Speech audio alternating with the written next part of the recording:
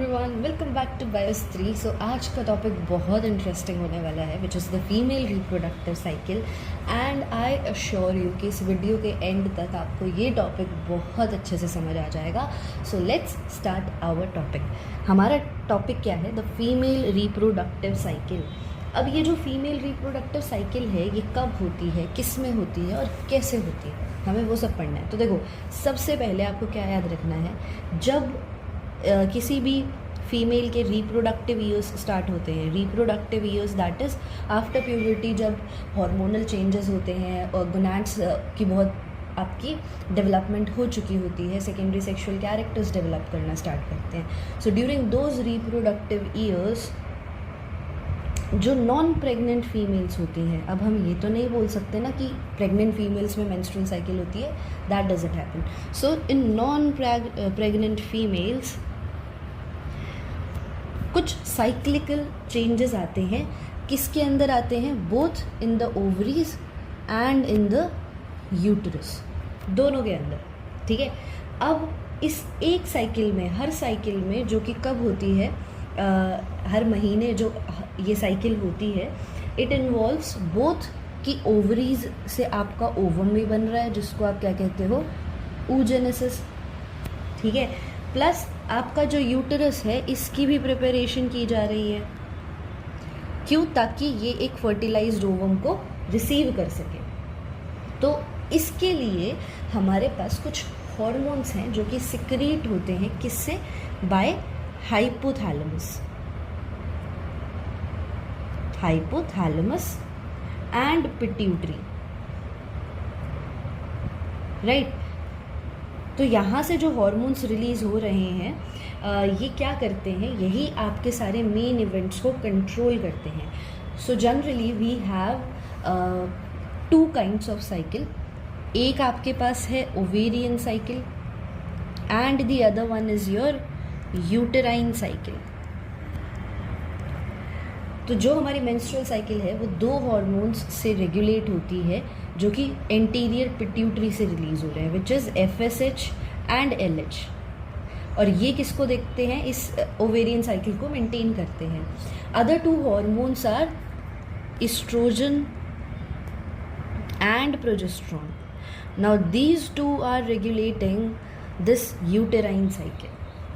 So I hope यहाँ तक आपको समझ आया होगा। ऑल्सो मेंस्ट्रुअल साइकिल अब क्या होता है हम वो पहले देख लेते हैं। देखो, मेंस्ट्रुअल साइकिल की अगर आप बात करोगे, मेंस्ट्रुअल साइकिल, तो इसको लैटिन में इफ़ यू ब्रेक, तो मेंसम का मतलब होता है month in Latin, and moon in Greek. ठीक है, तो ये ड्यूरेशन के बेसिस पे है।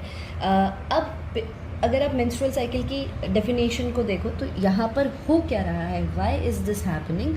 क्योंकि देयर इज पीरियोडिक शेडिंग। और किसकी शेडिंग हो रही है? यूटरस की inner most lining which is endometrium, shedding of endometrium. ठीक है, शेडिंग हो गई, इसके बाद वापस से प्रोलिफरेशन भी तो स्टार्ट हो जाती है ना।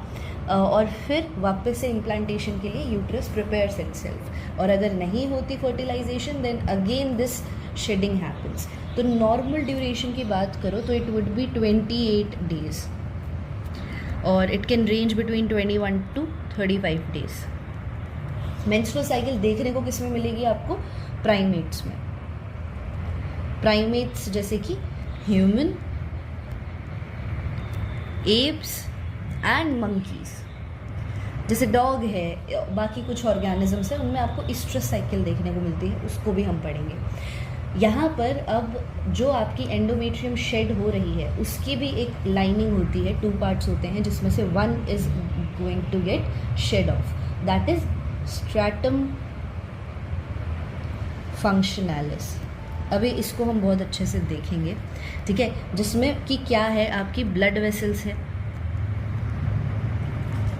ठीक है, और किस चीज़ का डिस्चार्ज होगा? There would be discharge of liquid from the vagina, तो इसी को आप क्या बोलते हो? मेंसेस। और यहाँ वाला ब्लड क्लॉट नहीं करता, फीमेल्स नो दैट ये जो आपका ब्लड है जो कि शेड हो रहा है in during your menstrual phase, यहाँ पर ब्लड क्लॉट नहीं करता। क्यों? क्योंकि इसके पास होता है फाइब्रिनोलाइसिस। तो यहाँ पे क्लॉटिंग जो है आपकी वो पॉसिबल ही नहीं है, राइट? तो यहाँ पर ये सारी चीज़ें थी हमारे पास। Now let's begin with ovarian and uterus cycle. इस पूरे फेज़ में हमारे पास कैसे कैसे चेंजेस आते हैं और हॉर्मोन्स कैसे इसको रेगुलेट कर रहे हैं। सो let's start with hormonal regulation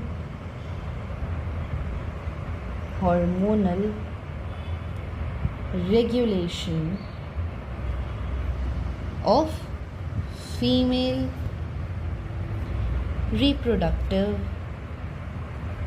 cycle. Now I have very beautiful diagrams for you over here, जिससे आपको कॉन्सेप्ट बहुत ही ज़्यादा अच्छे से क्लियर हो जाएगा। Those diagrams have been taken from higher studies. So चलो let's start। अब देखो हमारे पास सबसे पहले आपको हम फेजेस पे जाएं, जो कि हमारे 4 फेजेस होते हैं। उससे पहले आपको हार्मोनल रेगुलेशन पता होना चाहिए, तभी हम फेजेस में जब मैं आपको बताऊंगी तो it would be very easy for you to understand, right? So सबसे पहले हमारे पास सबसे मेन हार्मोन है, दैट इज़ GnRH। GnRH क्या है? Gonadotropin releasing hormone. Gonadotropin releasing hormone, ठीक है? अब इसको सिक्रीट कौन कर रहा है? It is secreted by the hypothalamus, right? और ये करेगा क्या? ये आपकी ओवेरियन यूटेराइन साइकिल दोनों को कंट्रोल करेगा। ये जाके स्टिम्युलेट करता है 2 हार्मोन्स को, FSH एंड LH। ये दोनों कहाँ से रिलीज होंगे? फ्रॉम योर एंटीरियर पिट्यूटरी, ठीक है? जो FSH है ये तो आपका फॉलिक्यूलर ग्रोथ करवाएगा, अभी हम पढ़ेंगे व्हाट आर फॉलिकल्स, ठीक है? ये फॉलिकल्स की ग्रोथ करवाएगा। और LH क्या करेगा? ये उन्हीं फॉलिकल्स की फर्दर डेवलपमेंट करवाएगा, ठीक है? Also it will stimulate the theca sales, to release androgens, ठीक है? I'll make you understand what is this theca cells as well. तो यहाँ पर अभी एक बार हम FSH और LH का रोल देख लेते हैं, ठीक है? तो ये दोनों आपका एस्ट्रोजन के सिक्रीशन के लिए भी रिस्पॉन्सिबल है, फॉलिकल्स की डेवलपमेंट के लिए रिस्पॉन्सिबल है, ठीक है? और FSH की इन्फ्लुएंस में यही जो एंड्रोजन्स हैं, ये जो एंड्रोजन्स सिक्रीट हुए हैं, इनको कौन ले लेता है? फॉलिकल्स के ग्रेन्युलोसा सेल्स इनको ले लेते हैं and they convert them into estrogens. अब आप कहोगे मैम ऐसे कैसे हो रहा है, ठीक है? Granulosa cells, let me show you the diagram, जिससे आपको ये वाला कॉन्सेप्ट यहाँ पे क्लियर होगा। ऑल राइट, सो देखो यहाँ पर ये आपको एक मैच्योर ग्राफियन फॉलिकल दिखाया हुआ है। What is it? A mature Graafian follicle, ठीक है? अब इसमें थीका सेल्स कहाँ पे होता है? देखो ये जो तुम्हारा अंदर की तरफ है ये है प्राइमरी oocyte, ठीक है? जब ग्राफियन फॉलिकल ये अभी डेवलप होगा इनटू सेकेंडरी oocyte, फिर जब ग्राफियन फॉलिकल रप्चर होगा, जब इस हार्मोन का कॉन्सेंट्रेशन बहुत ज़्यादा होगा, तो आपका फिर ओव्यूलेशन हो जाता है, ठीक है? आपका oocyte बाहर आ जाता है। उससे पहले जो ये स्ट्रक्चर है, इसमें यहाँ पे देखो ये आपका फॉलिकल है एक बहुत बड़ा, ठीक है? मैच्योर है तो उसको आप ग्राफियन फॉलिकल बोलते हो। इस पूरे फॉलिकल के अंदर आपको oocyte मिल रहा है, आपका एग है, फिलहाल ओवम है, जिसका अभी ग्रोथ होगा, फिर वो जब रिलीज होगा देन फर्टिलाइजेशन विल हैपन, ठीक है? अब इसके सराउंडिंग में यहाँ पर you will find theca sales. जो ये आउटर मोस्ट कवरिंग आपको नज़र आ रही है यहाँ पर, ये आपकी थीका सेल्स की है, ठीक है? थीका सेल्स में भी एक एक्सटर्नल कवरिंग होती है, एक इंटरनल। तो जो इंटरनल कवरिंग है यहाँ पर थीका सेल्स की, ये क्या होती है? ग्लैंड्यूलर होती है, ये एंड्रोजन्स को प्रोड्यूस करती है। अब ये एंड्रोजन्स को इसने प्रोड्यूस किया, ये सारे देखो आपके हैं ग्रेन्युलोसा सेल्स। अब ग्रेन्युलोसा सेल्स के पास एंजाइम होता है विच इज़ एरोमेटेज। इसकी वजह से क्या होगा? ये कन्वर्ट कर देगा इन्हीं एंड्रोजन्स को इनटू एस्ट्रोजन, आई होप आपको अब ये बात समझ आई होगी। सो बाहर सबसे देखो थीका सेल है, this is your primary oocyte। Just primary oocyte के साथ में बिल्कुल ये जो आपकी लेयर है, दिस इज़ जोना पेल्यूसिडा। ये oocyte ही सिक्रीट कर रहा है खुद के चारों तरफ। और जोना पेल्यूसिडा से बिल्कुल जो साथ साथ ये सारे सेल्स आपको नज़र आ रहे हैं, इसको हम बोलते हैं कोरोना रेडिएटा।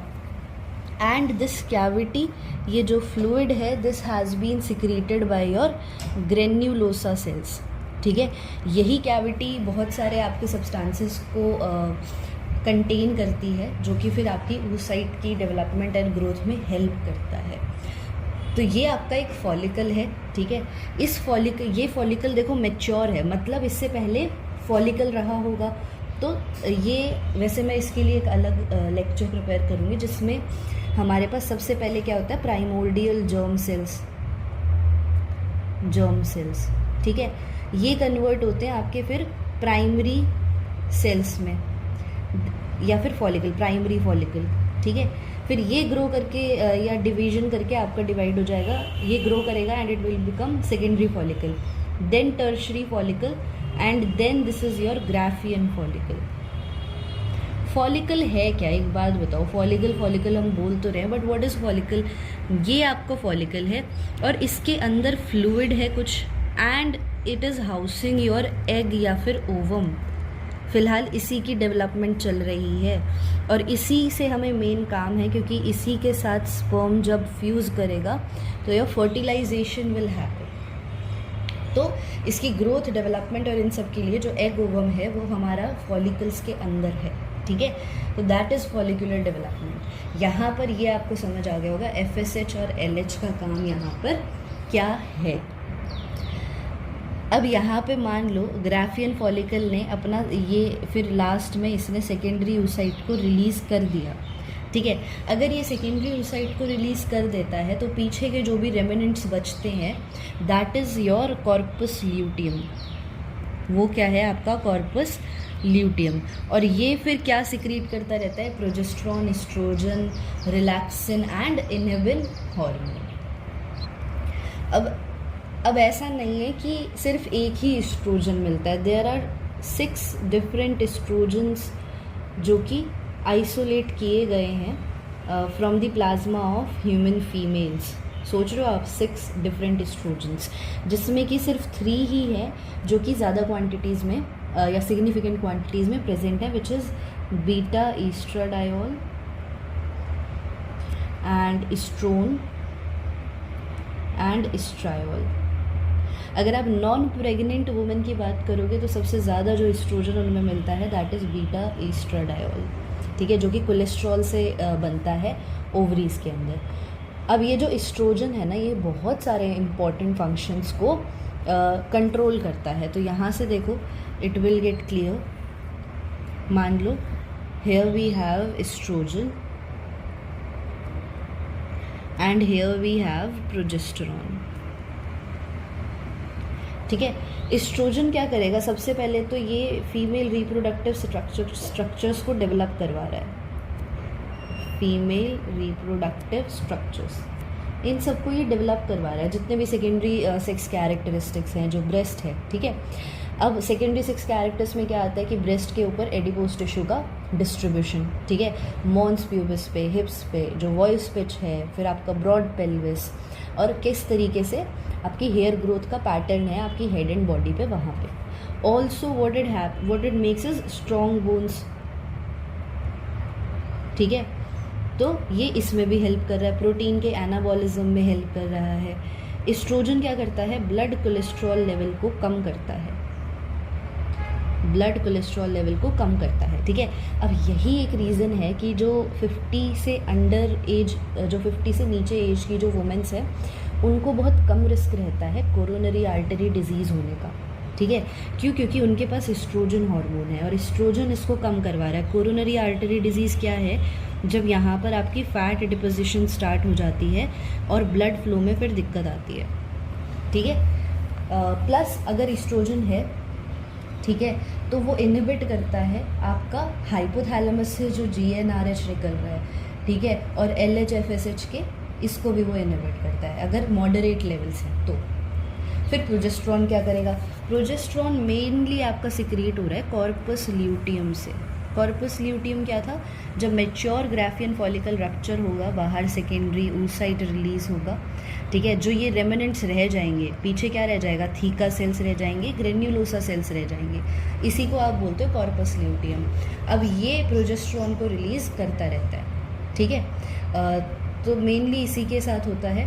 और इस्ट्रोजन के साथ फिर ये प्रोजेस्ट्रॉन मिलके क्या करता है, एंडोमेट्रियम को प्रिपेयर करता है ताकि यहाँ पर इम्प्लांटेशन हो सके, ठीक है। ऑल्सो जो मेमोरी ग्लैंड में मिल्क एल्वियोलाई हैं उनका नंबर ये इंक्रीज़ करता है, ठीक है। और क्या कर सकता है ये, अगर प्रोजेस्ट्रॉन का लेवल हाई है तो अगेन ये GnRH एंड LH को इनहिबिट करेगा, ठीक है। अब यही जो कॉर्पस ल्यूटियम है ये थोड़ा बहुत अमाउंट में रिलैक्सिन को भी रिलीज़ कर रहा है, ठीक है, हर मंथली साइकिल पे। तो ये क्या कर रहा है, यूट्रस को रिलैक्स करता है ताकि कॉन्ट्रैक्शंस ना हो मायोमेट्रियम में, राइट। सो ये सब चीज़ें इसमें आ गई। अब बहुत अच्छा है, मैं आपको एक डायग्राम दिखाती हूँ, उससे आपको ये समराइज हो जाएगा। चलो let's have a look over this diagram. देखो हाइपोथैलेमस क्या रिलीज़ कर रहा है आपका, GnRH। Hypothalamus is releasing gonadotropin releasing hormone. ये क्या करेगा, ये जाएगा एंटीरियर पिट्यूटरी के पास, ठीक है। एंटीरियर पिट्यूटरी में आपका FSH और LH दोनों मिलेंगे, ठीक है। FSH क्या करवा रहा था, फॉलिकुलर ग्रोथ करवा रहा था, ठीक है। LH क्या करवा रहा है, ये देखो, सबसे पहले यहाँ पर थोड़ा आपका रेगुलेशन बताया हुआ है। जैसे मान लो इस्ट्रोजन का लेवल जो है वो हाई है, ठीक है। कहाँ कब हाई होगा, जब आपका जो मेच्योर फॉलिकल है वो करेगा, which stimulate the release of more GnRH and LH, ठीक है। अब इसकी वजह से फिर क्या होगा, GnRH क्या करेगा, FSH और LH को ज़्यादा रिलीज़ करवाएगा। अब वो एंटीरियर पिट्यूटरी पे जाएगा तो यहाँ पर LH सर जाएगी, ठीक है। अब जब LH हार्मोन का पीक जो वो बहुत ज़्यादा सिक्रीट होता है, ठीक है, उसकी सर्ज, उसको आप सर्ज कहते हो कि अब ये हार्मोन की सर्ज आ चुकी है, बहुत ज़्यादा अमाउंट में it is secreting. So at that time ovulation happens. Ovulation का मतलब आपका जो ओवम है वो रिलीज़ हो चुका है फ्रॉम ग्राफियन फॉलिकल। तो देखो ये क्या करवाएगा, यहाँ पे ऑलमोस्ट मेच्योर ग्राफियन फॉलिकल है, ठीक है। ये क्या करेगा, ये अब यहाँ पर देखो रप्चर हो जाएगा इधर, and it will become corpus hemorrhagicum. This is the ruptured follicle, और ये आपका ओव्यूलेटेड सेकेंडरी oocyte बाहर आ चुका है। इसी प्रोसेस को आप ओव्यूलेशन कहते हो, ठीक है। और जो मेच्योर ग्राफियन फॉलिकल होता है ना, ये इन दोनों पे एक्ट करता है, GnRH पे और LH पे, और इनकी कॉन्सेंट्रेशन को ज़्यादा करता है। और एक टाइम पे जब LH की बहुत ज़्यादा कॉन्सेंट्रेशन हो जाती है, your ovulation happens, right. Now we have another diagram. चलिए let's have a look over this beautiful diagram. देखो सबसे पहले आपके पास क्या है, हाइपोथैलेमस एंड GnRH, ठीक है। हाइपोथैलेमस में आपका गोनाडोट्रोपिन रिलीजिंग हार्मोन को रिलीज़ किया, ये गया एंटीरियर पिट्यूटरी के पास और उसने रिलीज़ किया FSH एंड LH को। अब इनके वेरियस फंक्शंस हैं, ठीक है। देखो FSH क्या करवा रहा है, ओवरी की यहाँ बात कर रहे हो। So growth of primary and secondary follicles, जब ग्रोथ करवाएगा तो इनमें से कोई एक फॉलिकल ही मैच्योर होता है, ठीक है। तो वो फॉलिकल कौन सा है, डोमिनेंट फॉलिकल।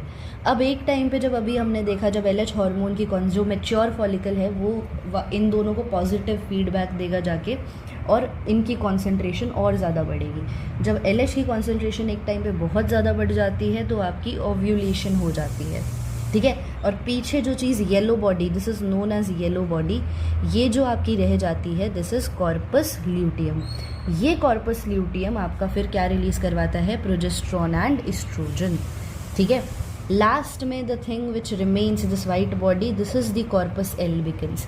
ये कुछ नहीं करा रहा, no secretion of progesterone, and यहाँ पे आपका कुछ नहीं हो रहा है, ठीक है। तो जब देखो ग्रोथ हो रही है, मैच्योर हो रहा है डोमिनेंट फॉलिकल, तो ओवेरियन हार्मोन्स क्या कर रहे हैं, यहाँ पर देखो फिर आपकी इस्ट्रोजन की सिक्रीशन जो है वो इंक्रीज़ हो रही है, ठीक है।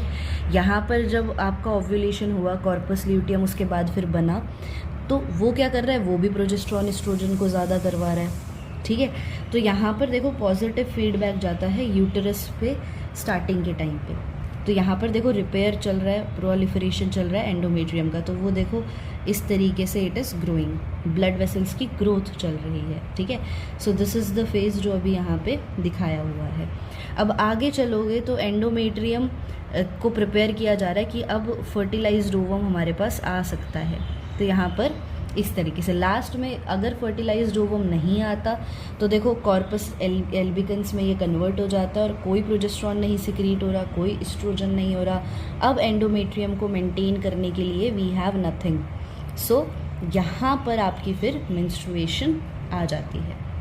अंडरस्टूड। और यहाँ पे देखो पॉजिटिव फीडबैक कब जा रहा है, हाई, जब एस्ट्रोजन का हाई लेवल है, ठीक है, तो वो और ज़्यादा ये हार्मोन्स को आपको रिलीज़ करवाएगा। ये मान के चलो एस्ट्रोजन ज़्यादा है, वो ल्यूटेनाइजिंग हार्मोन को ज़्यादा रिलीज़ करवाएगा। एस्ट्रोजन कम है, वो एलएच को कम रिलीज़ करवाएगा। अंडरस्टूड। अब आप यहाँ तक के टॉपिक को एक बार वापस से रिवाइज करो। कहीं आपको डाउट आता है, let me know in the comment section, और soon in a day or two I post the second part of this video, क्योंकि ये टॉपिक थोड़ा बड़ा है तो हम इसको जल्दी नहीं ख़त्म कर सकते। तब तक के लिए keep learning and keep revising. All the very best.